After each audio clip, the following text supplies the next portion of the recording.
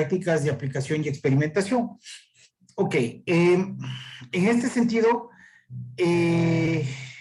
lo que vamos a hacer en esta tarde de hoy es que la primera hora, ni tanto, unos minutos de, bueno, si abarca la primera hora estará bien. Vamos a ver conceptos concernientes a todo lo que implica un data warehouse, toda la terminología, ¿no? Inicialmente, bueno, iniciaremos con un repaso de lo que habíamos visto la semana, el lunes, la clase anterior, a ver ciertas preguntas indistintamente a compañeros que estén en la clase. Y claro, ahí de alguna manera, pues, haremos un breve repaso de lo que ya se vio. Ok, seguido de eso, inmediatamente seguido de eso, pues veremos ciertos conceptos fundamentales que nos están sobrando, ¿sí? Para iniciar con el Data Warehouse, iniciar con un proceso ya de creación de un Data Warehouse, un ETL, lógicamente, y de ahí a generar un proceso ETL, ¿no? Con la finalidad de tener un almacén de datos sobre el que pueda soportar generar reportes, ¿sí? Y el que en el mismo sentido de esto, pues nos pueda soportar generar un dataset para poder empezar a hacer algún proceso de analítica, ¿ok?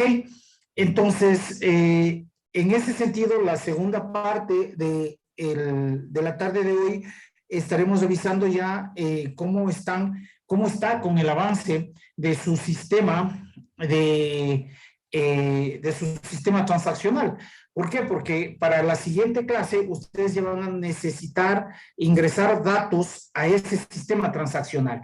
Bueno, felizmente se viene un fin de semana largo en el que es altamente probable que ustedes puedan generar ese tipo de trabajos, ¿ok? Entonces, bien, nada, pues ahí vamos a iniciar exactamente la clase de hoy. Bien, ¿quién me puede comentar exactamente cuáles son los pasos que necesitamos tener muy claros y tener en cuenta antes de iniciar un diseño de un proceso analítico? ¿Ok? ¿Quién me puede decir eso? Recuerden que de alguna manera nosotros hemos estado dividiendo esta parte en dos, ¿no? Es como que nosotros tuviésemos algo como esto, ¿sí? Algo así, ¿sí? Para un lado tenemos un proceso, un OLTP, es decir, un proceso transaccional, y luego tendríamos un proceso analítico, ¿no? Un proceso analítico. Es como que fuese una frontera de decisión. Ya veremos qué es una frontera de decisión luego, ¿no? Se van a familiarizar con ese término. Es como que fuese una frontera de decisión. De aquí para acá nosotros tenemos procesos transaccionales, ¿ok? Transaccionales. Y de aquí para acá vamos a tener procesos analíticos. ¿Ok? ¿De acuerdo? Entonces, bien, justamente para empezar a hacer este cambio, ¿no? Este cambio, en esta frontera de decisión se tienen que generar ciertos pasos o se deben cumplir ciertos requisitos. ¿Cuáles son esos requisitos que se deben cumplir? A ver, ¿quién me responde, por favor? Eso lo habíamos visto en la clase anterior y claro, asumiendo que se pregunta si es que está claro y está entendido y ustedes responden que sí, quisiera saber que recuerden más que otra cosa, ¿no? Recuerden cuáles eran esos pasos. ¿Y qué era eso de la adquisición de datos, del preprocesamiento, esa parte? No, no, no, no, no. ¿O Eso esto es es, del modelo analítico? eso es parte del modelo analítico. Recuerden que nosotros tenemos un modelo, lo habíamos dicho, ¿no? Nosotros vamos a tener un modelo analítico. ¿Qué pasó con mi lápiz? Vamos a tener un modelo analítico.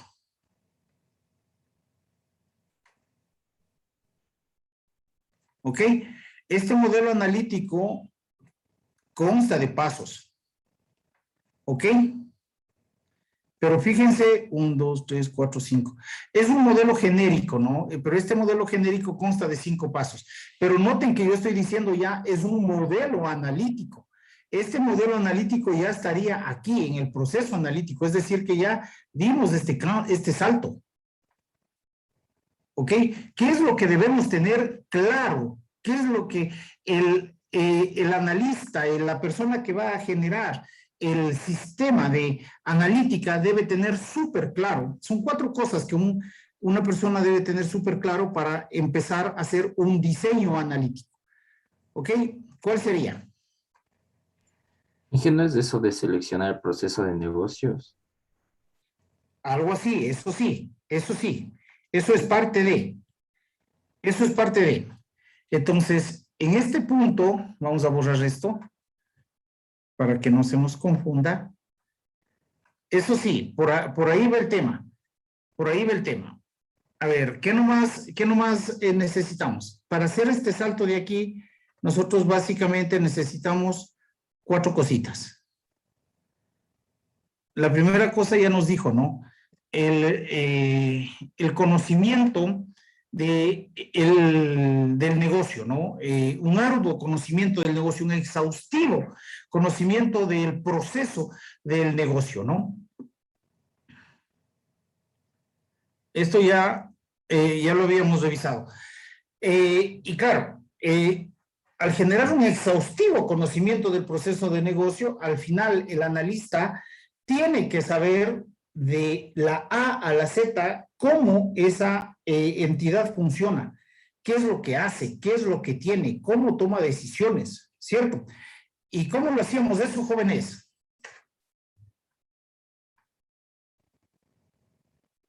¿Cómo lo hacíamos esto?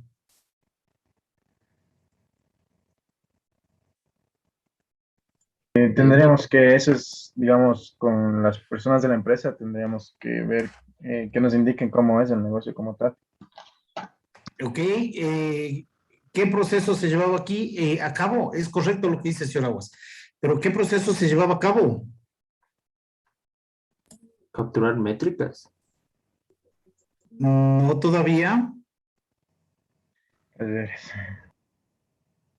La declaración del grano, Inge. Eso es otro punto, otro punto realmente, para que nosotros conozcamos cuál es la lógica del negocio, cómo se mueve el negocio, cómo toman decisiones y todo. Recuerden que habíamos dicho que nosotros debemos conocer absolutamente todo el tema de la negociación o del negocio. Y claro, eso de ahí nos lleva a un punto en el que nosotros debíamos generar talleres en los que nosotros podamos ir, y no solo, y talleres con quién nomás era el tema, ¿no? Talleres, por ejemplo, con las gerencias, con las personas que requieren que se generen los almacenes de datos para poder saber cómo toman decisiones, qué datos necesitan, y adicional a eso, no solo con ellos, sino con los administradores de datos.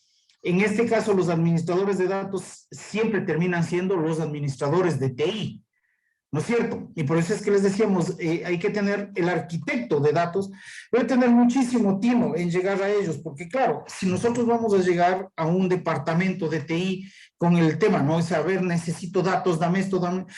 vamos a empezar a generar una resiliencia. ¿Por qué? Porque una resistencia más bien, una resistencia de la otra parte, porque claro, cada cual va a necesitar cuidar su puesto de trabajo y si llegamos en ese tono, evidentemente la otra persona va a generar resistencia y no nos van a entregar todos los datos que queremos. Entonces, ustedes, el momento en que, en algún momento en el que estén iniciando el proceso de diseño de un desarrollo analítico, deben tener claros esos puntos, ¿no? El primero, conocer las reglas del negocio de la A a la Z. Y para conocer estas reglas de negocio debemos generar talleres, entrevistas, etcétera, etcétera, cosas con las personas interesadas, con los gerentes, con los administradores de datos, es decir, con la gente de TI, para poder tener todo el escenario y panorama claro. ¿No es cierto? Ok, ¿qué más necesitábamos hacer? A ver, ese es el primer punto. Hay 4 puntos aquí expuestos. ¿Cuál es el otro punto, jóvenes? Declarar el grano. Ok, generar el grano. Ok, ¿a qué se refiere con generar el grano? ¿Quién me dice? ¿A qué se refiere con generar el grano? ¿Qué es la granularidad? La semántica de los datos. La granularidad define en su conjunto una semántica de datos, ok. Pero esa semántica de datos, ¿qué expresa? ¿Y cómo se encuentra un grano? Esa semántica de datos, jóvenes, ¿qué expresa? Una fila de una tabla. De hecho, Una tupla de una tabla, pero esa tupla, ¿qué debe expresar? Un proceso transaccional. Un solo proceso. Un solo proceso transaccional, perfecto. Ahí tomo las palabras de las dos jóvenes, ¿no? Esa tupla de esa tabla debe representar un solo proceso transaccional. ¿Ok? Eso debemos definir claramente cómo va a estar estructurada nuestra tabla, ¿no? Y claro, ¿qué tabla es esa, jóvenes? Esto deriva en el otro punto. ¿Cuál sería el otro punto? La tabla de hecho y las dimensiones. Ok, ¿cuál deben identificar primero? La de hecho. La de dimensiones. Ok, se debe identificar Dimensión. primero el tema de las, perdón, dimensiones. Ok, el tema de las dimensiones. ¿Por qué se debe identificar primeramente el tema de las dimensiones? Que son atributos que organizan que agrupan la tabla de los hechos. Ok, las dimensiones, porque las dimensiones son atributos, ¿no? Las dimensiones son atributos. En este sentido, un grano, ¿qué vendría a ser?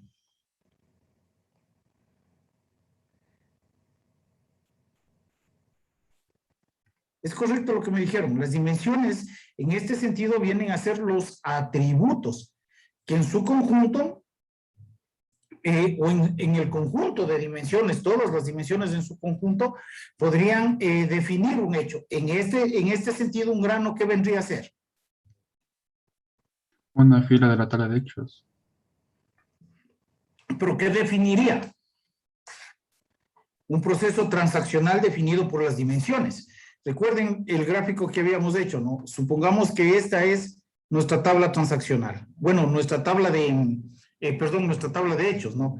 Y claro, cada una de las columnas expresadas aquí vendría a ser una dimensión, ¿cierto? Y claro, toda esta tupla de aquí vendría a ser un grano, semánticamente descrito, ¿ok? Y todo en conjunto, y claro, cada una de esas tuplas debería ser también un hecho, ¿no es cierto? Ok, en este sentido, ¿cuál sería el último punto que nos falta definir? ¿Cuál sería este de aquí? Hechos. Ok, la tabla de hechos, ¿no?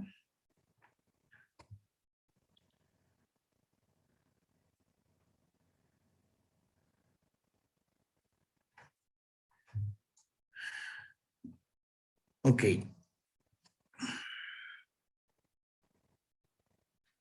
Perfecto. Así es como nosotros deberíamos haber, o así más bien, es como nosotros, la identificación de todo esto, ¿no? Si nosotros vemos la identificación, identificamos todo esto.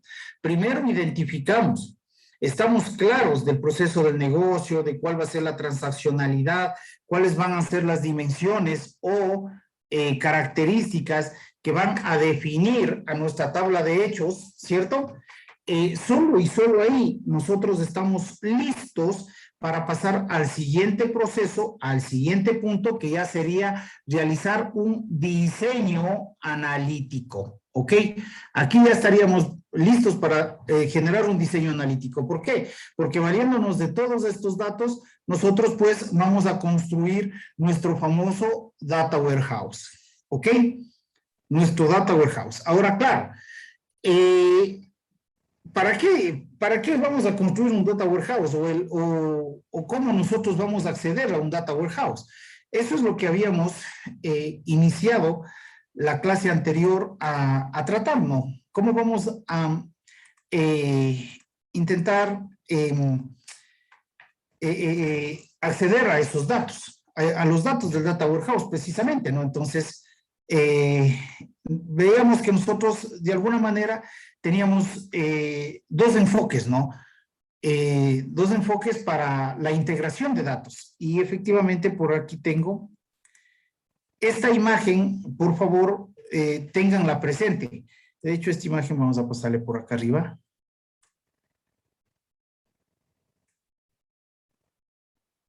Ok. Perfecto. Entonces, claro, nuestro Data Warehouse básicamente nos sirve para generar una integración de los datos que de alguna manera vamos a tener en nuestro sistema transaccional, ¿no es cierto? Fíjense que de alguna manera nosotros aquí estamos definiendo algunas bases de datos. Estas bases de datos pueden ser heterogéneas u homogéneas. Recuerden que eso también ya lo habíamos dicho, ¿no? Y claro, la idea de tener un data warehouse es que nosotros podamos integrar todos estos datos en un solo almacén de datos. ¿Por qué es esto, jóvenes? Porque de alguna manera nace la necesidad de que se tengan reunidos, juntados, todos los procesos transaccionales que se están realizando. Y claro, ahí es en donde había la diferencia entre un OLAP y un OLTP. ¿No es cierto? ¿Por qué? Porque el proceso transaccional lo que hace es ir registrando miles de transacciones, cientos de miles de transacciones, a lo mejor millones de transacciones al día, dependiendo del tipo de negocio, del giro de negocio, ¿no? Imaginemos nosotros que sea un supermercado tan grande como el Supermaxi, por ejemplo, ¿no? A nivel nacional, esa base transaccional podrá estar recogiendo millones de transacciones, millones de registros en un día.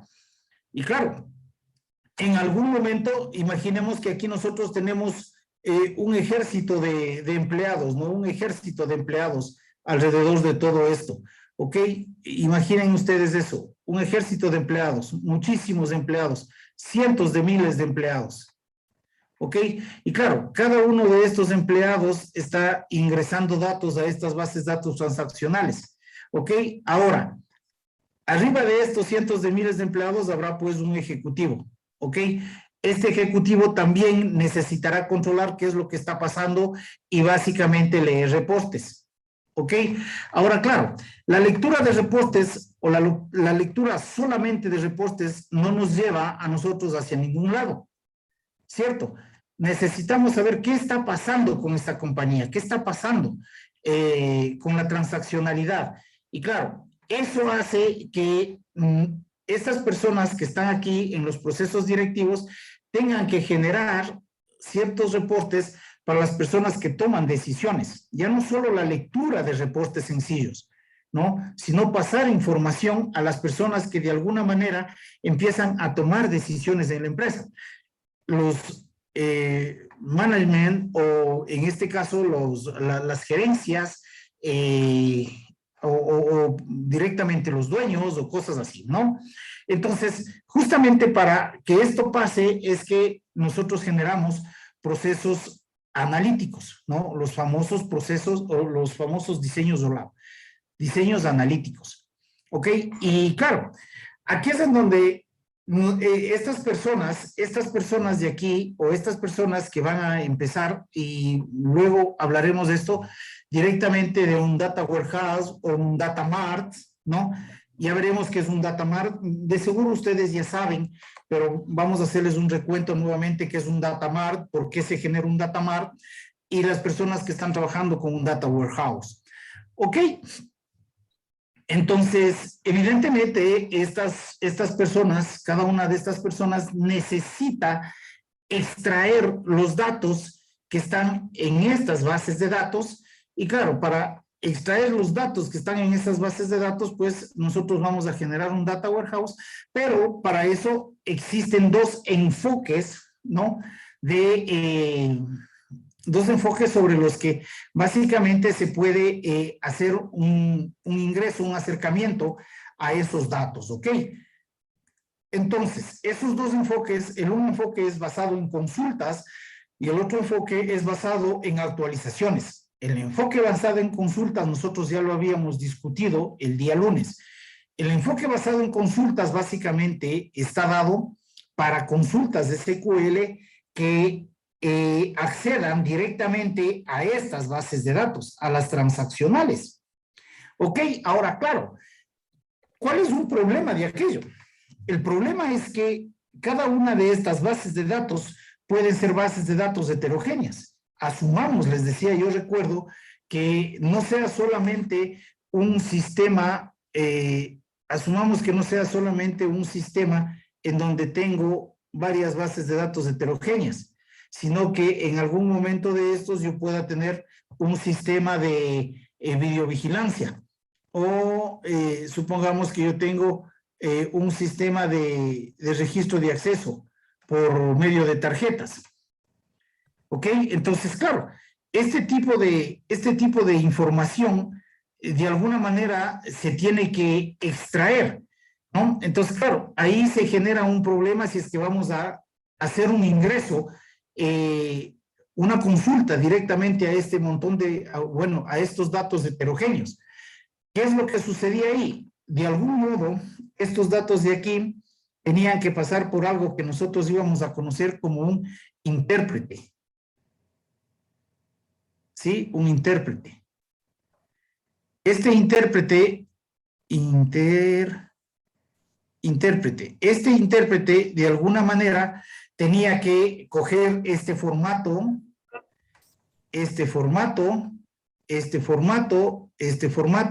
meterse tendrían que interpretarse esos datos, consolidar esos datos, ¿ok?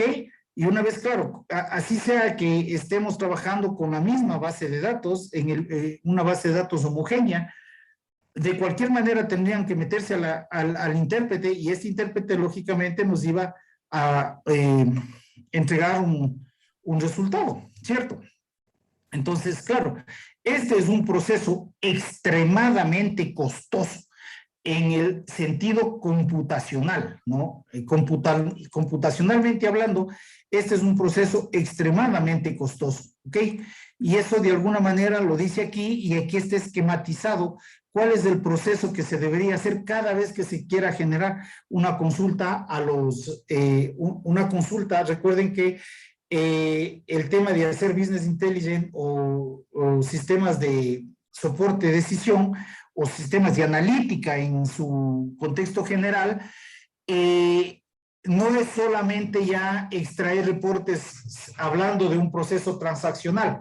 Yo quiero saber cuántas ventas hicieron hoy, ¿no? O yo quiero saber, no sé, cuánto facturó una cierta persona o cuánto de tal producto compramos. Esas son consultas transaccionales. Nosotros ya no queremos descubrir eso en un proceso de business intelligence. Nosotros en un proceso de business intelligence, y en el mismo sentido ya lo habíamos discutido, ¿no? ¿Qué es lo que queremos conocer? Queremos conocer qué es lo que sucede con el cliente, ¿no? El cliente con qué frecuencia viene, el cliente con qué frecuencia adquiere un determinado producto. Ese cliente con ese patrón de comportamiento, ¿con cuáles otros clientes se asocia? Esa asociación de clientes se intentaría definir cuál es el patrón de compras de esos clientes. Y claro, eso de ahí precisamente ya no puede ser generado por una consulta transaccional. Entonces ya se necesita de muchas otras cosas que hacen que la consulta, ¿sí? Sea extremadamente costosa. ¿Ok? Ahora bien, claro, ¿cuáles son las desventajas de tener ese tipo de consulta, ¿no? El enfoque, la consulta basado en un enfoque de consultas precisamente, es que los procesos son muy complejos, las consultas son muy complejas, como lo habíamos acabado de decir hace un momento, ¿no? Es muy ineficaz y precisamente son muy caros, ¿no?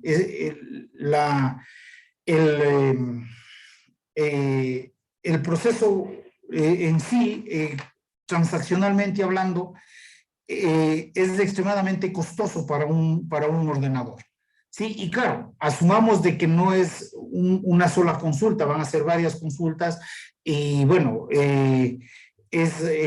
a muchas bases de datos, a bases de datos heterogéneas y todo, entonces eso hace que esto sea muy, muy costoso y de cualquier manera hace que se vuelva ineficiente, ¿sí? Entonces, bien, dentro de este proceso, pues, para generar lo que nosotros hemos estado comentando, también tenemos el otro enfoque y es precisamente un enfoque por actualizaciones.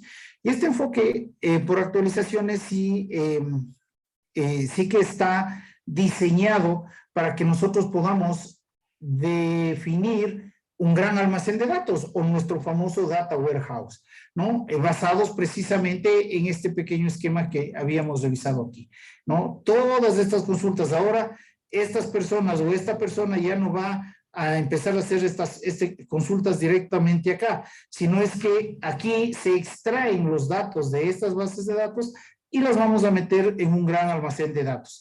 Y las consultas que vamos a hacer van a ser directamente al gran almacén de datos. ¿Ok? Solo que aquí también se enfrentan lógicamente retos, ¿no? Retos como cuáles. Precisamente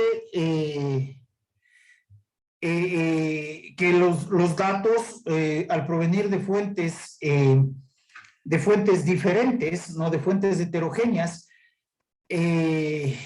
tenemos que llevarle a un proceso de transformación de datos. ¿Para qué? Para que todos los datos que estén en nuestro almacén de datos vayan a estar en un proceso único, ¿ok? En un proceso único.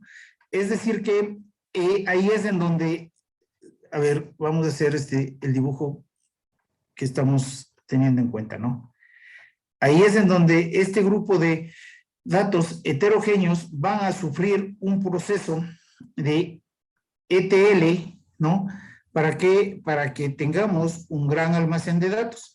Supongamos que en una base de datos, no sé, alguien está poniendo el peso de una persona y está poniendo, por ejemplo, el peso en kilogramos.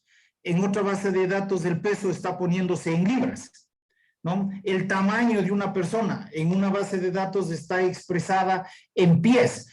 En la otra base de datos el tamaño está expresado en centímetros. ¿Ok? Entonces, claro, ahí es en donde nosotros debemos tener un proceso que habíamos ya hablado, ¿no? Algo que denominamos limpieza de datos.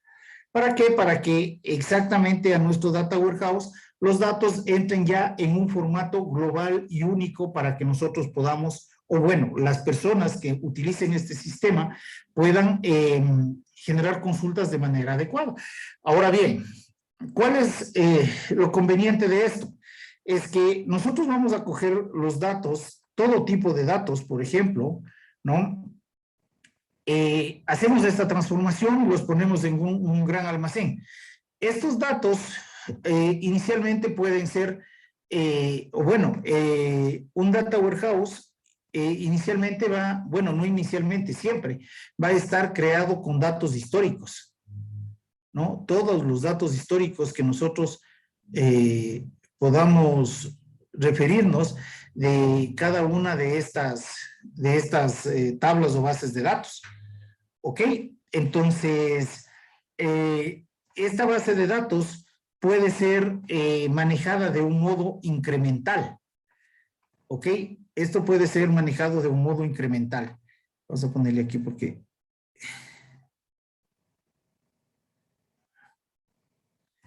¿Ok? Puede ser manejado de un modo incremental. Ahora, otra característica importantísima de esto es que este data warehouse ya no tiene una formalización. ¿Ok? Ya no tiene una formalización. Recuerden que estas bases de datos, al ser transaccionales, ¿no?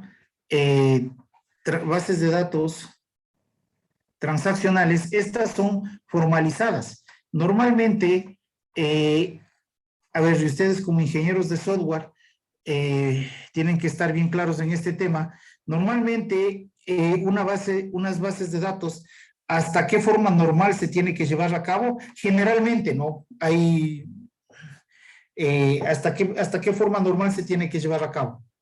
La tercera forma normal. Tercera. Hasta la tercera forma normal, ¿no? Generalmente. Hay personas que generan sistemas con la cuarta forma normal y llevan hasta la quinta forma normal o forma normal, voice code se denomina eso, ¿no? Pero cuando llegan a la quinta forma normal, generalmente tienen que volver a desnormalizar. Entonces sí se ha tomado como una regla, una norma, que se tiene que generar hasta la tercera forma normal. ¿Ok? Pero claro, estos bases de datos transaccionales, la base de datos, una base de datos de un data warehouse no tiene formalización. Es decir, que de la tercera forma normal, más bien se vuelve a la segunda forma normal y a veces hasta la primera forma normal, en la que nosotros podemos o vamos, de hecho, a encontrar duplicidad de información, duplicidad de datos, etcétera, etcétera, etcétera. ¿Ok? Esas son grandes cosas y características que tienen los almacenes de datos. ¿Ok? Y claro, todo esto, ¿por qué? Porque, y aquí viene el tema, ¿no? ¿Y por qué nosotros habíamos visto los conceptos de granularidad, de hechos, dimensiones? Porque un data warehouse generalmente se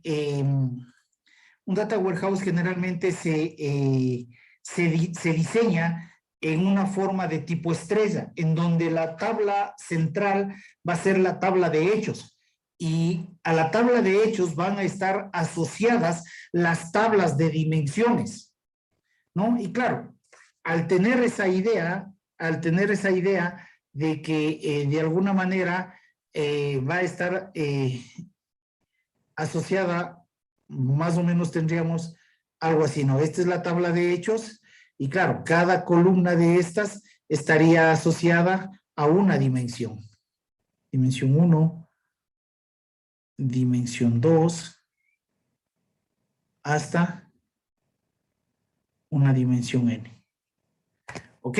Y claro, esto de aquí nuevamente, ¿no? Los conceptos siempre son redundantes. Nuevamente, ¿qué es eso? Es una granularidad. ¿Ok? ¿Y qué representa eso? Claramente va a representar una sola transacción de una sola transaccionalidad, sea una compra, una venta, sea lo que sea, pero una tupla, un grano siempre va a estar relacionado a un solo evento que la entidad esté generando, ¿no? Entonces, claro, ¿qué es lo que está pasando con esto? Las personas que están requiriendo o que requieren de este tipo de información, de ayuda, van a hacer las consultas que sean solamente ya a nuestro almacén de datos. Y claro, las consultas van a ser rápidas y van a ser más llevaderas y de hecho transparentes. ¿Por qué? Porque de cualquier modo, para formar nuestro data warehouse ya sufrió un proceso o ya se pasó por un proceso que nosotros conocemos como ETL, que es el proceso que se menciona como extracción, transformación y carga de los datos. ¿Ok? Sí, entonces, ese es un enfoque realmente por actualizaciones, ¿no? Es importante este punto de acá señalar, este enfoque generalmente, o para realizar este tipo de consultas, generalmente no se necesita una interfaz. Se pueden trabajar, por ejemplo, yo que sé, con Excel o SQL o Power BI, algo de eso nosotros también vamos a hacerlo y lo vamos a revisar, ¿ok? Pero más allá de eso, nosotros lo revisaremos y lo haremos, eso es indudable. Pero más allá de aquello, lo que nosotros nos centraremos es que después ustedes tengan que formar su dataset, ¿sí? Y este dataset, pues, hay que meterle necesariamente a un sistema de analítica y lo trabajaremos con una toolbox de MATLAB, en la toolbox de redes neuronales de MATLAB, ¿no? Así es como lo trabajaremos, de paso ya se los digo, para que no nos coja de sorpresa, ¿no? Entonces, bien, ¿cuáles son las funciones de tener una herramienta como el Data Warehouse? Y claro, aquí podemos de alguna manera evidenciar lo que necesitamos generar para que, o necesitamos llevar a cabo para tener o generar un Data Warehouse. Son cosas que ya lo habíamos venido hablando, diciendo puntualmente, pero formalmente ahora mismo hay que nombrarle, ¿no? Para generar un Data Warehouse, ¿qué se necesita hacer? Una extracción de datos. ¿Qué implica esto? La recopilación de datos de múltiples fuentes heterogéneas. Sí, eso ya lo hemos acabado de decir. Por ejemplo, podemos ver aquí, en este pequeño gráfico de acá arriba, ¿a qué se refiere la extracción de datos? La recolección de datos de múltiples fuentes heterogéneas. Aquí podemos ver datos de la nube, pueden ser datos de redes sociales, podrán ser datos transaccionales, etcétera, etcétera, ¿no? Entonces, esto de aquí se refiere a la extracción de datos. Luego de eso, pues tendríamos una limpieza de datos, que implica encontrar y corregir errores en los datos. Recuerden que habíamos discutido muchas veces qué tan buenos son nuestros datos o los datos que vamos a tener. Eso, ¿quién nos puede decir o quién nos puede facilitar? Precisamente el administrador de datos, que va a ser el administrador de TI. Insisto, por eso es que cuando vayamos a hacer un diseño de analítica, el administrador de TI tiene que ser nuestro aliado, ¿no? Tiene que ser nuestro aliado. ¿Por qué? Porque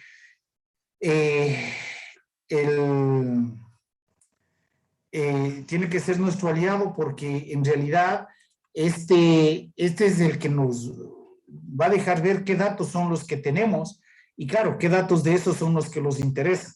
Ahora, y habíamos también comentado algo, debemos tener muy en cuenta, cuando nosotros generamos un proceso transaccional, los usuarios por la rapidez, por la necesidad, yo qué sé, lo que ellos hacen es, muchos campos de estos datos transaccionales se quedan en blanco, ¿ok? Y tener datos en blanco generalmente da un problema, ¿no? Se pueden marcar lógicamente como null o como none, que es no assigned number, ¿no? Pero de cualquier manera eso es un problema. Supongamos que todos esos datos en algún momento tienen que ser convertidos a datos numéricos por procesos analíticos, ¿no? Un proceso analítico siempre se lleva a cabo con datos numéricos.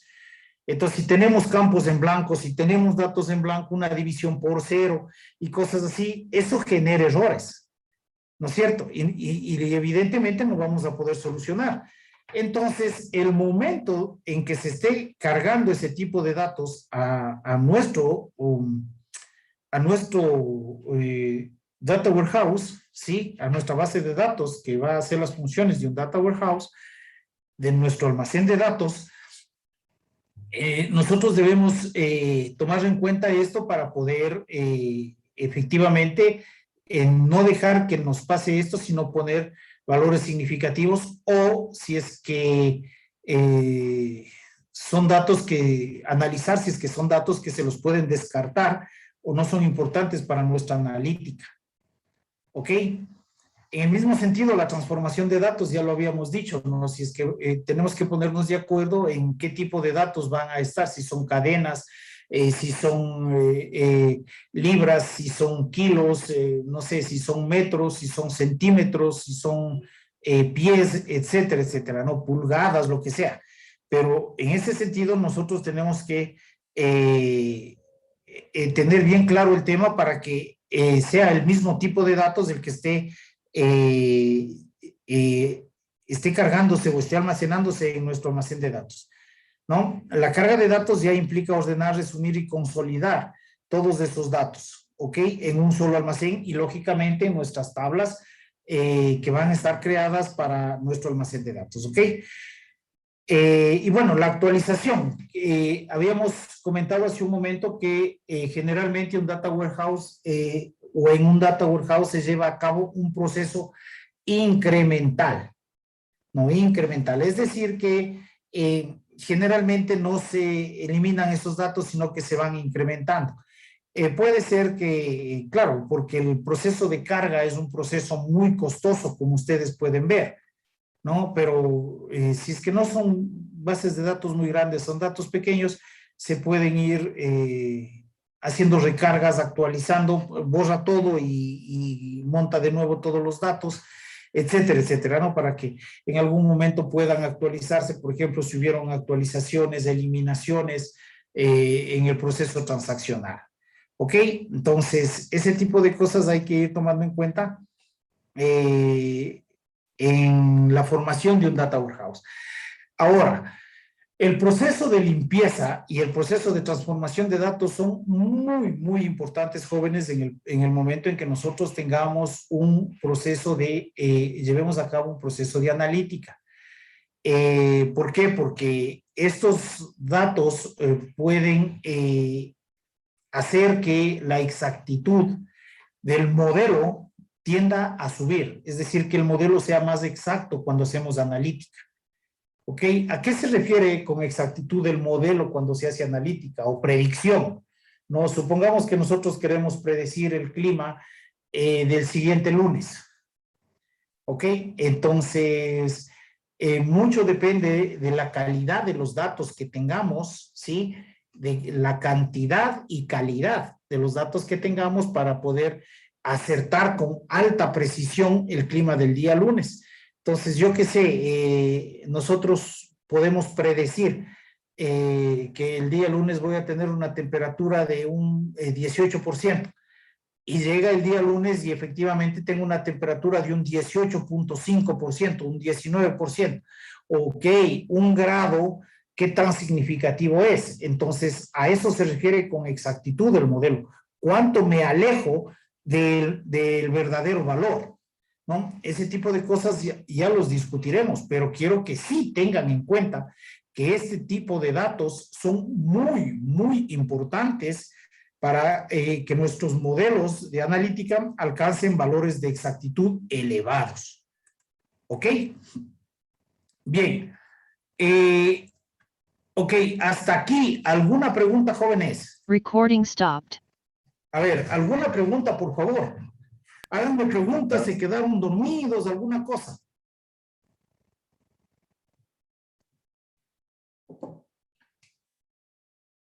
No me digan que se quedaron dormidos toditos. No, Inge. No, Inge. Hable serio. Les recomiendo, no coman arroz los días miércoles, ¿no? El arroz tiende a dar sueño. Y claro, si después de comernos un platazo de arroz venimos a clases y el profesor está hablando lo que sea detrás de una pantalla, evidentemente ustedes pueden tender a tener algo de cansancio o sueño, ¿no? Eso es medianamente entendible o lógico. Se los recomiendo, no coman arroz los días miércoles.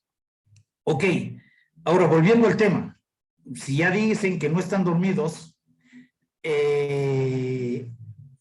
les pregunto, ¿tienen alguna inquietud?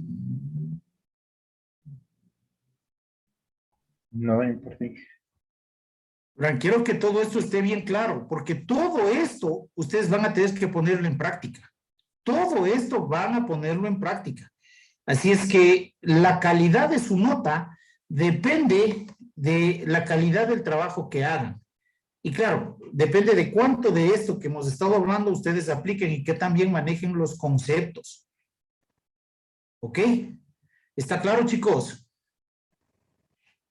Sí, Inge. Sí, Inge. Ok.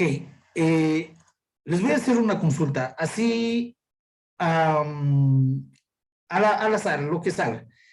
Por ejemplo, el señor Játiva, ¿cuáles son los parámetros que pueden hacer que la exactitud de un modelo suba? Los parámetros que se tienen en cuenta al momento de la recolección de datos, Inge, o respecto. Sí, es correcto. Respecto a eso, ¿cuáles serían los parámetros que se deberían tomar en cuenta, señor Játiva? A ver, esos parámetros pueden ser, por ejemplo, respecto a que se obtenga la manera clara de las diferentes tablas, o sea, realizando el análisis de datos correspondientes para poder llegar a esa respuesta. Verán que acabamos de decir, son cosas puntuales. Son cosas bien puntuales. Miren, aquí y está con letras chiquitas, no nota, dice.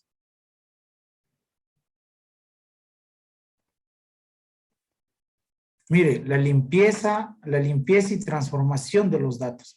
Estamos acabando de hablar que vamos a generar un proceso ETL, extracción, transformación y carga de datos. Pero dentro de la transformación de datos nosotros podemos definir algo como limpieza y transformación de los datos. ¿A qué se refería la limpieza? ¿A qué la transformación de los datos? Y estos dos parámetros pueden resultar ser cruciales el momento en que nosotros vayamos a medir una exactitud del modelo de analítica. ¿Ok?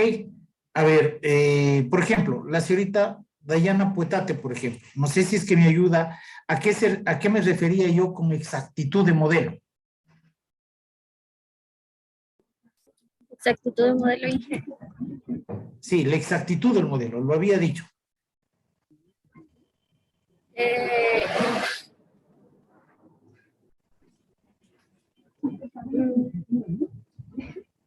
Era la información que estaba disponible para las consultas y análisis directo. No. ¿A qué me refiero con exactitud del modelo? A ver, señor Andrés García, ¿a qué me refiero con la exactitud del modelo?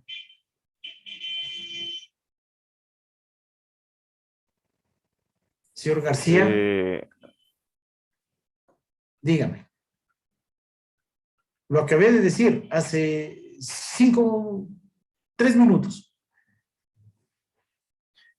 Tal vez sería el número de predicciones, o sea, la manera que se efectúan los errores para realizar un modelo. Algo así, pero más exactamente, a ver, ¿quién me ayuda? Señor Villacrés, a ver, ¿quién sintetícele mejor el concepto que me acaba de decir el señor García?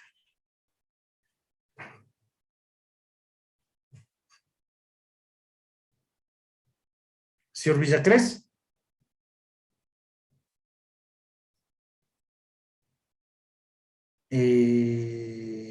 Señor Villacrés, ¿no está? ¿No? Exactamente, a eso me refería. Estamos aquí dándonos contra el suelo, contra el monitor y nadie nos parabola. A ver, señorita Robles, ¿qué nos podría decir de la exactitud? Que se va a basar en las predicciones que vamos a hacer para obtener algún resultado. A ver, la exactitud del modelo, jóvenes, se refiere a qué, verán, escúchenme nuevamente. La exactitud del modelo se refiere a qué. Yo hago una predicción y hablaba de un ejemplo, una predicción para obtener el clima del día lunes. Y esa predicción va a estar muy basada en la calidad y en la cantidad de datos que tengo, ¿ok? La calidad de los datos ya sabemos ahora, pues que mucho va a depender del proceso de limpieza y transformación de estos datos. No es la calidad de datos, pero también se requiere de la cantidad de datos, de una cantidad de datos considerable, ¿ok? Entonces nosotros hacemos una predicción y decimos que el clima para el día lunes va a estar en 18 grados. ¿Ok? Esa es mi predicción. Hoy día miércoles 10 de noviembre. Sí, mi predicción para el día lunes 15 de noviembre es que el clima va a estar a 18 grados. Llego el día lunes 15 de noviembre y verifico, los termómetros me marcan que he tenido 19 grados. ¿Ok? Entonces, la exactitud del modelo va a estar marcada por esa diferencia entre 19 y 18 grados. ¿Ok? Y claro, a eso vamos nosotros a conocer como exactitud. ¿Ok? Entonces, bien. Atentos, jóvenes, con todo esto, ¿no? Atentos. Bien. Bien, mientras nos despertamos y todo, jóvenes, denme un segundo, por favor, me traigo un poquito de agua que mi garganta está empezando a resentirse, ¿ok? Tengo que cuidar. Avanzando con el tema, jóvenes, vamos a ver terminologías que vamos a utilizar, como les dije, ¿no? Recording in progress. Todos estos conceptos, jóvenes, son utilizados en el proceso que ustedes van a llevar a cabo. Así es que tiene... y bueno, los ingenieros por eso nos caracterizamos, ¿no? Porque somos pragmáticos. Pero claro, no se puede demostrar un pragmaticismo sin una teoría. Entonces necesitamos conocer la teoría y esa teoría, pues, llevarla a cabo. Recuerden siempre, uno se evalúa conocimiento cuando se entrega un concepto y ese concepto es aplicado para una generalidad. Por ejemplo, supongamos que se enseña el concepto de suma, ¿no? Y claro, dice 2 más 2 es 4, 2 más 3 es 5, y cuando se evalúe, usted le dice cuánto es el logaritmo natural de A más la raíz cuadrada de B, ¿no? Entonces, claro, el concepto de suma es el que se tiene que aplicar, porque caso contrario decía, no, es que eso no me enseñaron a sumar. A mí no me enseñaron a sumar el logaritmo natural de A más la raíz cuadrada de B. A mí me enseñaron a sumar 2 más 2. Ok, ahí se demuestra memorización, no se demuestra aprendizaje. Ok, entonces, pasando eso, ese concepto, lo que ahora mismo estamos analizando, lo que nosotros vamos a evidenciar es que ustedes aprendieron estos conceptos y claro, por eso lo van a aplicar en el proceso que lo vamos a llevar a cabo, o que ya lo estamos llevando a cabo, de hecho, ¿no? Entonces, bien, ¿qué es un metadato? ¿No? Los metadatos se definen simplemente como datos sobre datos. ¿A qué se refiere más o menos un metadato, jóvenes? Un metadato es como el resumen de algo que ustedes pueden encontrarlo con más profundidad, con más amplitud del concepto en un posterior proceso, si bien cabe el término decirlo. Un metadato, el ejemplo más típico de un metadato es asociar un metadato, por ejemplo, al índice de un libro. Ustedes van al índice de un libro y pueden encontrar ahí yo qué sé, el tema de algo que están buscando, ¿no es cierto? Entonces, eso precisamente es un metadato, ¿no? El índice de un libro hace referencia a un metadato. Buscan un tema y evidentemente ese tema que encuentren ustedes en el libro, en páginas posteriores, lo encontrarán con un mayor detalle. ¿Sí? A eso se refiere a un metadato. Entonces, claro, aquí y evidentemente para que las consultas sean rápidas, se pueden generar metadatos. ¿Ok? Y con eso, lógicamente, hace referencia al metadato y se puede extraer mucha información en función de aquello. ¿Ok? Aquí dice, ¿no? En otras palabras, podemos decir que los metadatos son los datos resumidos que nos llevan a los datos detallados. Perfecto, ¿no? Este es un ejemplo. Este es un ejemplo claro, preciso y conciso de lo que es un metadato, ¿no? Son datos resumidos que nos llevan a los datos detallados, ¿sí? Aquí dice claramente, datos resumidos que llevan a datos detallados. En términos de almacenamiento de datos, podemos definir los metadatos de la siguiente manera. Los metadatos son una hoja de ruta para el almacenamiento de datos. Los metadatos en el almacén de datos definen los objetos del almacén. ¿Ok? Entonces, claro, de alguna manera cuando nosotros vayamos a generar las consultas, ¿sí? Ahí definiremos ciertas columnas Y claro, esas palabras que van a estar siendo ahí definidas son como los metadatos que nos van a llevar a que se desplieguen muchos datos de los que en su momento estaremos teniendo. ¿Ok? Y aquí dice, ¿no? Los metadatos actúan como un directorio. Este directorio ayuda al sistema de apoyo a la toma de decisiones a localizar el contenido de un almacén de datos. ¿Sí? ¿Por qué? Porque cuando nosotros ingresemos las columnas en una consulta, ahí nos van a direccionar hacia un espacio, a un contenido mucho más significativo que el metadato propuesto. ¿Ok? Bien. Aquí podemos ver cuáles podrían ser los repositorios de los metadatos. Un metadato de repositorio, ¿no? El repositorio de metadatos es una parte integral de un sistema de almacenamiento de datos que contienen los siguientes metadatos. Metadatos comerciales, metadatos operativos o datos para mapear desde el entorno operativo y un almacén de datos. ¿Ok? Entonces, ¿cuáles podrían ser los metadatos comerciales?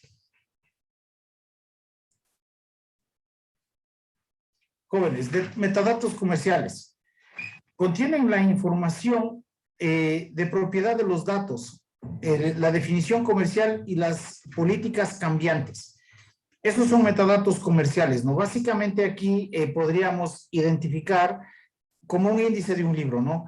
¿Cuáles son las políticas, por ejemplo, de un comercio? ¿Ok? Y recuerden que para esto, de alguna manera, en la preetapa del diseño, nosotros ya debemos conocer exactamente cuál es el giro del negocio, del comercio, ¿no? Entonces, de alguna manera nosotros ahí ya empezamos a tener, o aquí empezamos a aplicar ese tipo de conceptos o de información que de cierto modo ya se lo extrae, que ya lo hayamos extraído, ¿ok? ¿Cuáles son los metadatos operativos? Incluye la vigencia de los datos y el linaje de los datos. ¿A qué se refiere el linaje, no? A la calidad de los datos que nosotros habíamos comentado. Fíjense que la calidad de los datos siempre se está tomando en cuenta. Nuevamente repito, ¿no? La calidad de los datos es altamente mandatorio para la exactitud del modelo que nosotros vayamos a tener. ¿Sí? En el mismo sentido, pues no podemos decir la vigencia de los datos. En un data warehouse, nosotros sabemos que, o ahora sabemos que va a ser una base de datos incremental, ¿cierto? Al decir que es una base de datos incremental, la vigencia de los datos siempre va a estar, o siempre se va a mantener, o se van a mantener esos datos en vigencia. ¿Ok? ¿Por qué? Porque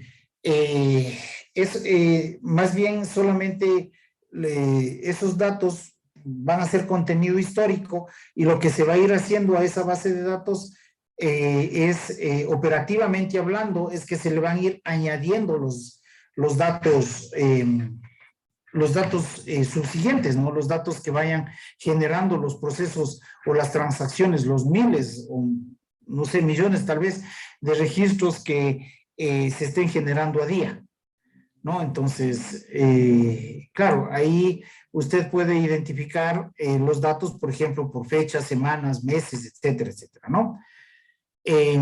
Datos para mapear desde el entorno operativo al almacén de datos. Los metadatos incluyen bases de datos de origen y sus contenidos, extracción de datos, partición de datos, limpiezas, reglas de transformación, actualización de datos y reglas de depuración.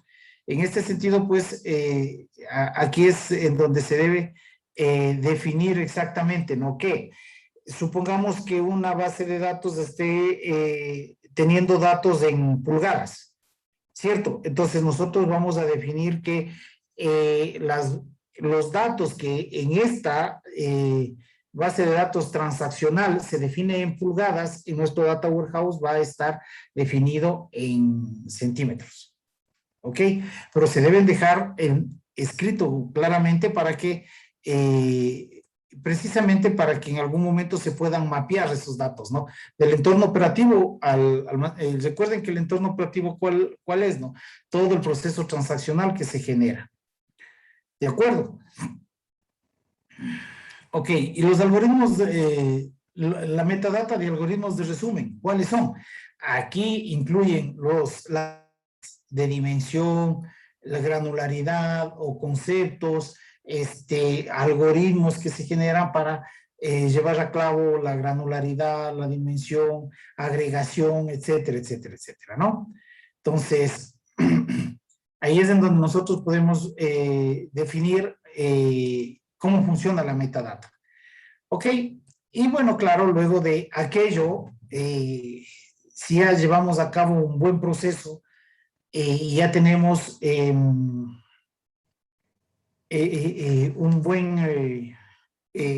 buen almacén de datos, pues lo que nos queda es generar cubos de información, ¿no? Cubos de datos. ¿Ok? Los cubos de datos nos ayudan a representar datos en múltiples dimensiones. ¿Por qué, jóvenes, creen ustedes que este concepto de múltiples dimensiones está llevado a cabo o está tomado en cuenta? El cubo de datos nos ayuda a representar datos en múltiples dimensiones. ¿Por qué el concepto de múltiples dimensiones? A ver, señor Jacome. Joao Jacome. Puede ser porque como la tabla de hechos tiene varias dimensiones, entonces el cubo va a tratar de representar esas dimensiones. Perfectamente. Efectivamente es eso, ¿no? Porque recuerden que nuestra tabla de hechos va a funcionar como el centro de la estrella y a esa se va a adosar las diferentes tablas de dimensiones, ¿no? Recuerden que la tabla de hechos, ¿qué debe tener? Básicamente, ¿por qué debe estar representada la tabla de hechos? Jóvenes. Señor Acosta, Lenin. Por las métricas. Exactamente. Las métricas medibles. ¿Y las tablas de dimensiones? Los atributos. Perfecto. Entonces, claro, ahí es en donde nosotros podríamos ver o se puede evidenciar claramente este concepto, ¿no? En donde vamos a representar datos en múltiples dimensiones, ¿no? Visualmente, como les dije, se puede evidenciar hasta 3 dimensiones y no se han sabido casos de que ya se puede evidenciar 4, 5, 10 o más dimensiones. Y efectivamente hay muchos procesos de analítica en el que existen muchísimas dimensiones. Inclusive hay procesos en los que se trabajan con más dimensiones que con datos. Esos escenarios de modelos analíticos nos llevan a nosotros a un concepto que se llama sobreajuste del modelo, u overfitting. Se los había nombrado.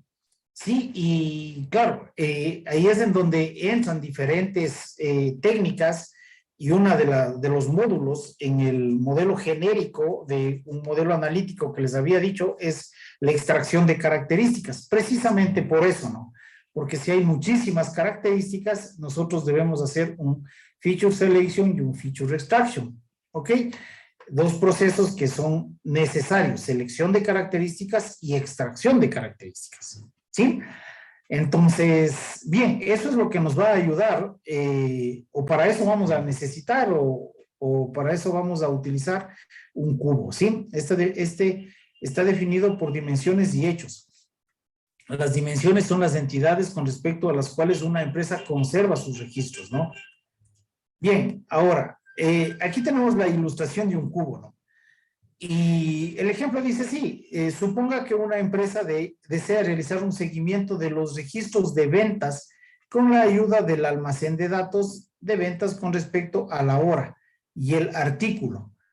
La hora, el artículo, la sucursal y la ubicación. Estas dimensiones permiten realizar un seguimiento de las ventas mensuales y en qué sucursal se vendieron los artículos. Imagínense esa consulta, ¿no? Hay una tabla asociada a cada dimensión. ¿Cuáles serían las dimensiones? Identifiquen aquí cuáles serían las dimensiones. ¿Cuáles serían las dimensiones, señor Daniel Montero? El tiempo, el producto que sería el artículo, Ajá. la sucursal y la... Efectivamente, ¿no? Aquí hubo en el que podríamos definir el tiempo. El tiempo puede, en este caso está definido en cuatrimestres, ¿no? 1, 2, 3, 4 cuatrimestres, ¿ok? 4 por 3, 12, más bien en trimestres estaría definido, ¿no? ¿Sí? Porque tengo 4 variables, por 3 trimestres sería un año, entonces está dividido en trimestres el tiempo, ¿no? Por eso tengo 4 variables, ¿ok? En este caso también está el artículo, ¿sí? La sucursal o la ubicación, ¿sí?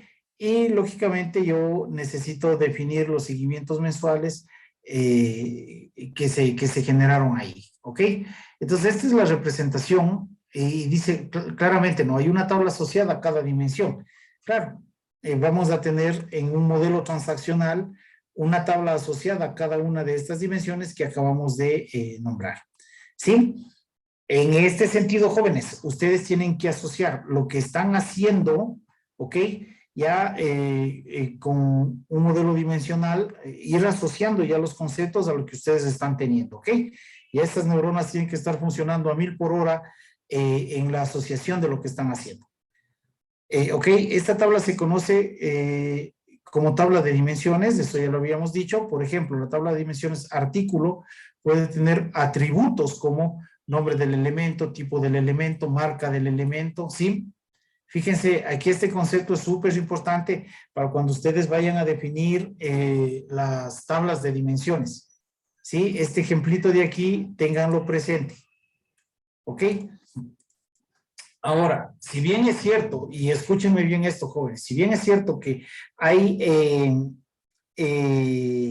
atributos, ¿sí? Que son necesarios, muy necesarios para los sistemas dimensionales y especialmente para, por ejemplo, sistemas de soporte de decisión. Pero para sistemas de analítica o sistemas predictivos, esos atributos no son como muy importantes. Por ejemplo, supongamos, jóvenes, que ahora mismo yo quiero hacer un análisis predictivo de cuáles son las profesiones que más lucrativas están siendo, ¿no? ¿Cómo puedo yo obtener eso? Por ejemplo, podría obtener ese resultado teniendo datos de una base de datos de una institución financiera, por ejemplo. ¿Por qué una institución financiera? Porque generalmente la gente ahí tiene sus ahorros o tiene su dinero o tiene su giro económico, ¿no es cierto? Entonces una persona siempre va a estar asociada a algún giro de negocio o a una profesión o a un giro de negocio o profesión, ¿ok? Y en el mismo sentido, pues podría tener bases de datos como el SRI, en la que yo podría obtener información que ese giro de negocio, cuánto ese giro de negocio, no ese negocio o esa profesión están generando de aportes al sistema de rentas. Por ejemplo, yo ahí estoy dándoles un ejemplo en el que tengo 2 bases de datos heterogéneas. Atentos, jovencitos, verán, escucharánme bien, 2 bases de datos heterogéneas, ¿no es cierto? Entonces, claro, si nosotros empezamos a ver desde ese punto de vista, lo primero, como programadores y como diseñadores de modelos transaccionales, ¿no? Lo que se nos va a venir es, por ejemplo, la cédula del cliente, ¿no? O el nombre del cliente. Y claro, si es que nosotros hacemos un análisis en el diseño o un análisis de un diseño dimensional, la cédula no es importante. ¿Por qué? O el nombre no es importante. ¿Por qué? Porque lo que sí es importante es, por ejemplo, el giro de negocio o la profesión. Eso sí es importante. ¿Por qué? Porque todas esas transacciones van a estar asociadas a ese giro de negocio, no a un nombre o a una cédula. porque no puedo decir yo, todas las personas que tengan de nombre Juan tienen un giro de negocio que les reporta una gran cantidad de ganancia, ¿no? O todas las personas que tengan como nombre María hacen grandes contribuciones al fisco o en este caso al SRI, ¿no?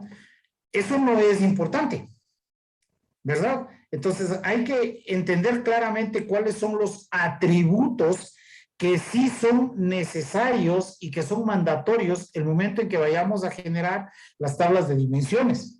Lo que sí es importante es, por ejemplo, el nombre del producto o el nombre de la profesión o el nombre del comercio que nosotros estamos teniendo. Y no el nombre, no, sino el giro de negocio del comercio que estamos analizando. ¿Ok? Eso sí que sí es importante. Entonces hay que tener bien claro, súper claro, qué atributos son los que deben ser tomados en cuenta en la tabla de dimensión. ¿Estamos de acuerdo, jóvenes? Sí, jefe. Sí. Ya. Ok.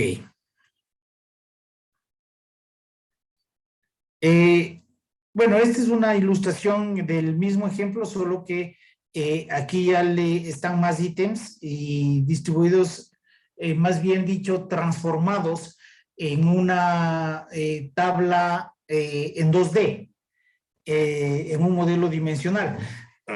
Esto en algún momento yo les mostraré cómo se genera, por ejemplo, yo trabajo con tablas de dimensiones de 60, 80, hasta 200 dimensiones, ¿no?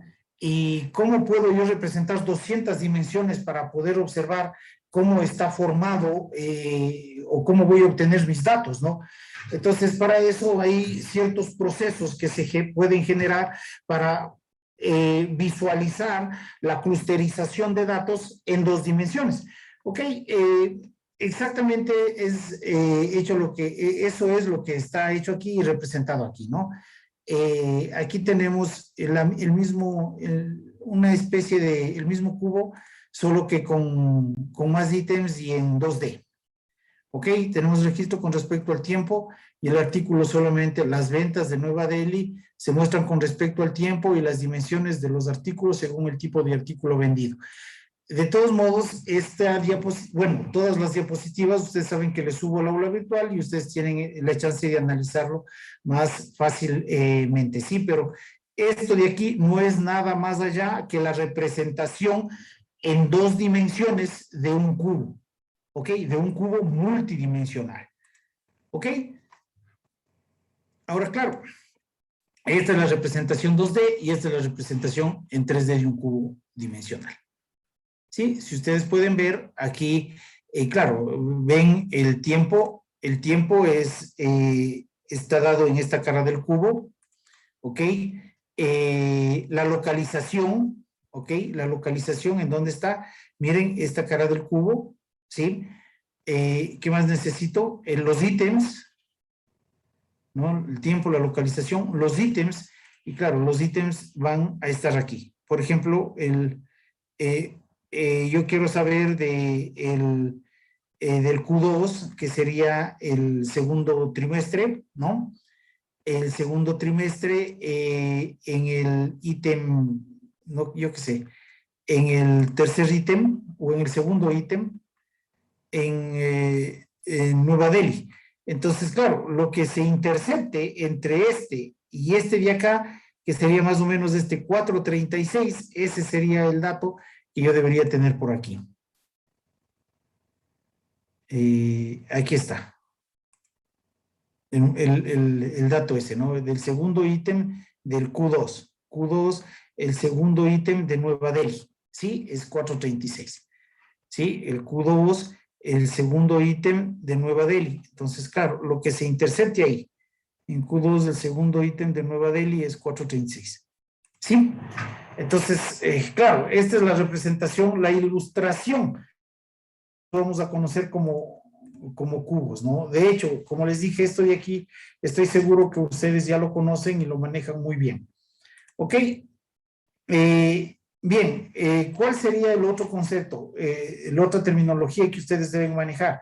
¿Qué es un datamart? ¿A qué se refieren los datamart, jóvenes?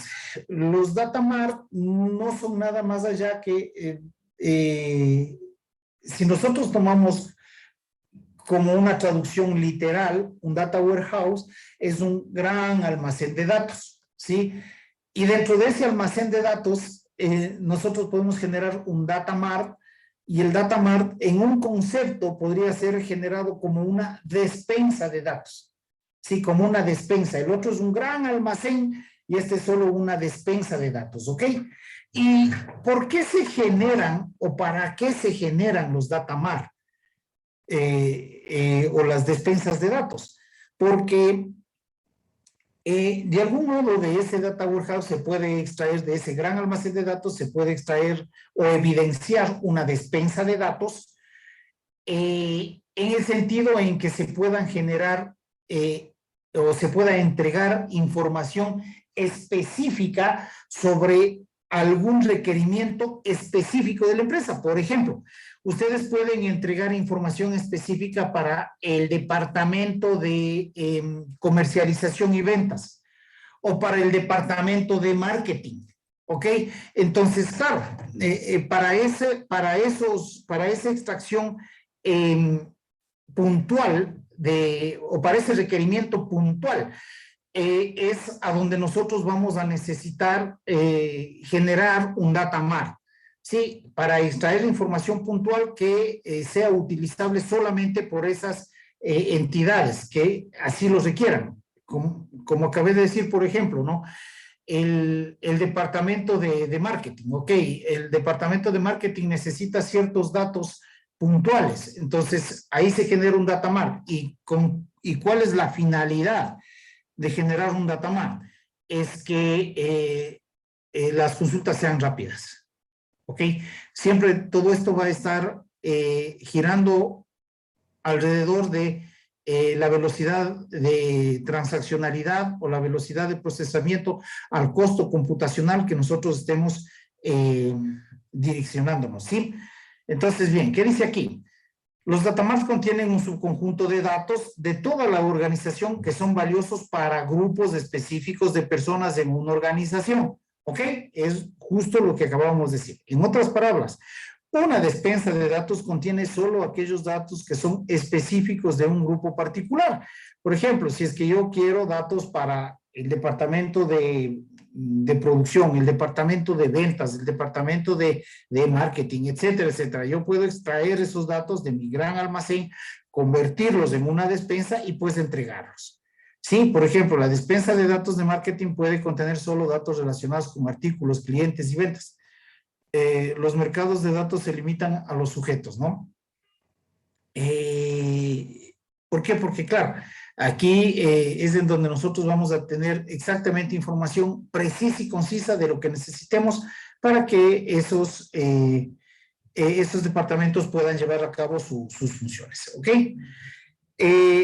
Los data mart pueden ser implementados en servidores de bajo costo. ¿Por qué? Porque claro, al ya no ser un gran almacén de datos, al ser solamente una extracción de datos, pues los datos estos pueden almacenarse ya no en servidores de grandes prestaciones, sino en servidores modestos, ¿no? Que puedan ayudar en el proceso, ¿ok? El ciclo de implementación de un data mart se mide en periodos cortos de tiempo, es decir, en semanas, en lugar de meses o años. Recuerden que un data warehouse como el cubo que estábamos viendo acá, nosotros estábamos dividiendo al año en trimestres, y acá podríamos dividir, por ejemplo, a un trimestre en meses o a un trimestre y a un mes en semanas, ¿ok? Entonces es como que todo se va a empezar a ir reduciendo, ¿de acuerdo? El ciclo de vida de los data marts puede ser muy complejo si es que les tomamos a un largo plazo. Sí, es preferible que si vamos a trabajar con data marts, se los trabaje en periodos cortos.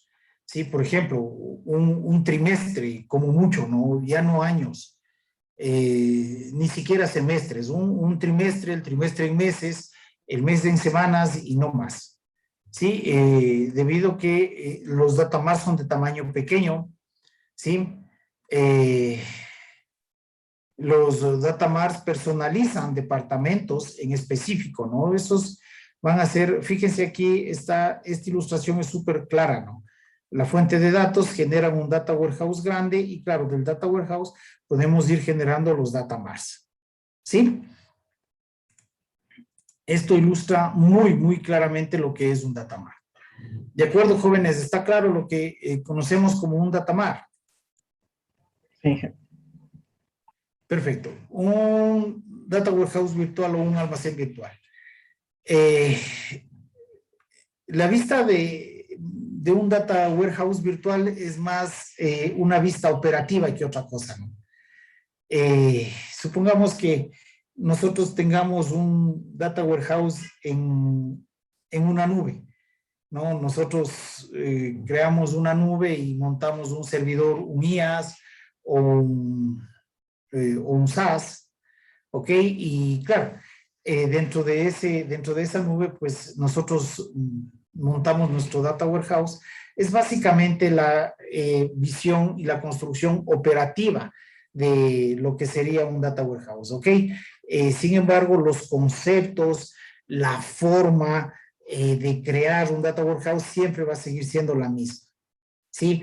El concepto base de que el data warehouse es el almacén de datos que va a conjugar muchas bases de datos, ¿no? Bases de datos heterogéneas, sobre todo. Ese concepto no se va a perder, ¿ok? Más bien es solamente la visión operativa de lo que estamos hablando. ¿De acuerdo? Bien, y aquí viene un tema, muchachos, que es de mucha importancia realmente, que es el proceso de entrega de un data warehouse o de un almacén de datos o de un sistema de soporte de decisión o de un sistema de analítica. Y una vez llevado a cabo todos estos procesos, estos conceptos, montado el data warehouse, imaginemos que nosotros ya estamos generando consultas con nuestro data warehouse, ¿ok? Viene un proceso crítico y neurálgico para todas las personas que trabajamos en informática, ¿no? Que es la entrega del proceso. Y claro, esto vamos a entregarles ya a las personas que nos han contratado de alguna manera, dueños de las empresas. Y claro, ellos van siempre a decir que nos falta y nosotros a entregar un proceso que ya está terminado. ¿Ok? Entonces, debemos partir de premisas como, por ejemplo, un almacén de datos nunca es estático. Un almacén de datos siempre va a estar cambiando. Ya lo habíamos mencionado de alguna manera. ¿Por qué? Porque el almacén de datos siempre va a estar en función de del crecimiento transaccional de las empresas. Sí, entonces, esto de aquí es crítico porque las personas tienen que entender que este proceso siempre va a ser cambiante y más aún cuando se necesiten ir introduciendo variables para ir generando muchas más consultas y cosas de ese tipo, ¿no? Y claro, eso hace, jóvenes, y nos lleva a una posición en la que el momento de diseñar, nosotros seamos lo suficientemente hábiles para poder llevar a cabo el diseño de un data warehouse que pueda ser flexible a cambios, ¿no? Que sea fácilmente adaptable a cambios. ¿Ok? Entonces, ¿por qué? Porque imaginen ustedes si es que se necesita un nuevo cambio y cosas así, se tengan que meter a querer programar, a jalar código y cosas de esas, es un problema, ¿no? Ahí entra otro concepto que se denomina integración de sistemas, ¿sí? Entonces, bien, aquí dice, ¿no? Idealmente debería haber un proceso de entrega para entregar ya un almacén de datos. Sin embargo, los proyectos de almacenamiento de datos normalmente adolecen de varios problemas que dificultan la realización de tareas y entregables de manera estricta y ordenada, que exige el método en cascada. Es decir, que nosotros vayamos generando algo y entregando, generando algo y entregando. Y ahora, ese tipo de cosas tienen que estar claramente establecidas con un, ¿cómo les digo? Con requisitos bien claros y escritos, estipulados, ¿no? Y más allá de cualquier cosa, jóvenes, esto quiero dejarles como una inquietud. Nunca, jóvenes, ustedes dejen ambiguas cosas. Siempre dejen bien estructuradas las cosas, bien claras, ¿no? ¿Hasta qué punto ustedes van a tener que llegar? ¿Cuál es el alcance del sistema de analítica que ustedes van a desarrollar? Porque siempre, siempre a ustedes les van a pedir más por menos. ¿Ok? Siempre les van a decir, es que me falta esto, es que te falta esto otro. ¿Ok? Entonces, ahí es en donde entra este tema, definir claramente el alcance de hasta dónde su proyecto estuvo o va a ser ejecutado, llevado a cabo. De hecho, les comento algo como a manera de comentario. Un joven, y vale la pena, ustedes también ya están en un nivel medio avanzado, ya en 2 semestres empezarán a hacer su tesis. Un joven define su plan de tesis y no define el alcance. Dijo, no, porque en el transcurso del proyecto vamos a ir definiendo cuánto más necesitamos o qué nomás necesitamos para ir desarrollando. Ok, al final del cabo les comento, está cogiendo actualización de conocimientos porque nunca se pusieron de acuerdo el director de su tesis con él hasta dónde debía haber llegado. Él generó como, no sé, 5 o 6 reportes y el director de tesis le decía, no, son como 20. Y nunca los acabó. Ahora está haciendo actualización de conocimientos para volver a presentar su tema de tesis. Y esto puede suceder normalmente en trabajos normales, ¿no? Ustedes les contratan para hacer un diseño, definan el alcance. En el mismo sentido, en algún momento una empresa dejó ambiguo el tema de la reportería, porque decía ahí en el contrato, y generar reportes, ¿no? Bien, presentaron el trabajo y el rato que van a ver dice, oye, me faltan reportes. ¿Cómo? Si ya están como 20 reportes. Y a la final la empresa terminó generando como 50 reportes. ¿Por qué? Porque estaba ahí ambiguo, ¿no? Dice, y generar reportes.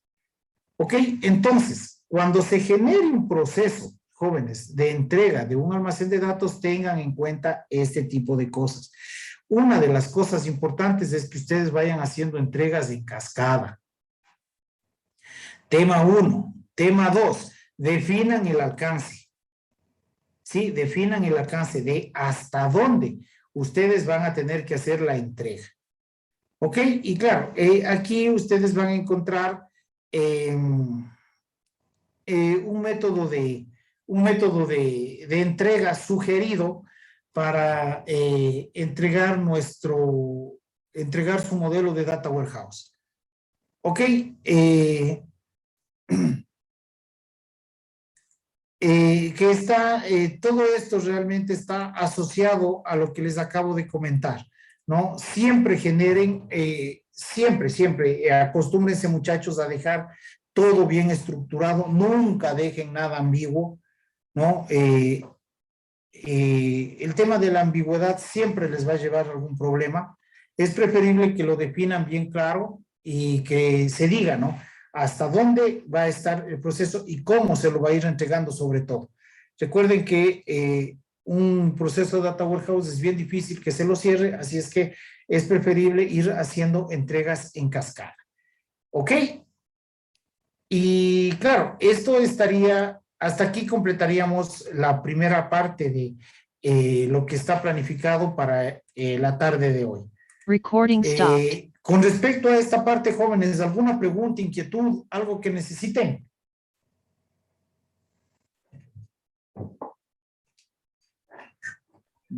Jóvenes, Sí, estaba claro esta última parte. está bien clara la última parte. Fíjense que esa última parte es súper importante realmente, jóvenes. Muy importante. Que parecería que no fuese importante, que es media ambigua, que no requiere interés, pero en algún momento de su vida profesional, si es que no hacen lo que les acabo de comentar, van a acordarse de mí. ¿Sí? Así es que, eso es un pesar realmente, ¿no? Es un problema que puede trascender a cuestiones hasta legales, ¿sí?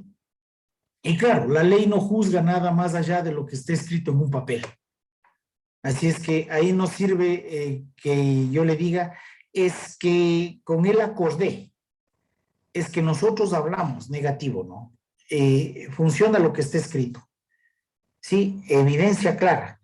Y claro, por eso, para nosotros, lo que funciona son evidencias claras y métricas bien definidas. Si no, no funcionamos. ¿De acuerdo, jóvenes? Bien, en este sentido, pues vamos a pasar a la segunda parte de esta semana. Y claro, ahora mismo yo ya quiero empezar a revisar en función de lo que de hecho, jóvenes, denme un segundo. A ustedes nunca les abrí el espacio, claro, para que me suban el documento con el diseño del sistema transaccional que van a desarrollar, ¿no? Bueno, valga la oportunidad para ahora mismo subirles definirles ese espacio, ¿ok? Ahorita les defino ese espacio. Bien, gracias. Subirme hasta hoy las 11 de la noche, el otro hasta la próxima semana. Bien, ahora mismo me queda una duda. ¿Cuántos grupos somos? 8 o 9, no estoy seguro. Ya, ok. Yo tampoco realmente voy a revisar esto. Es 1, 2, 3, 4, 5, 6, 7, 8, 9 grupos hemos sido. Ok, voy a dividir nuevamente en nueve grupos. Rapidito, ¿no? Y no quiero demorarme nada más allá de unos 5 minutos por grupo a ver cómo está el desarrollo del sistema transaccional, qué están haciendo, hasta qué punto han avanzado, quiero que me lo presenten ya.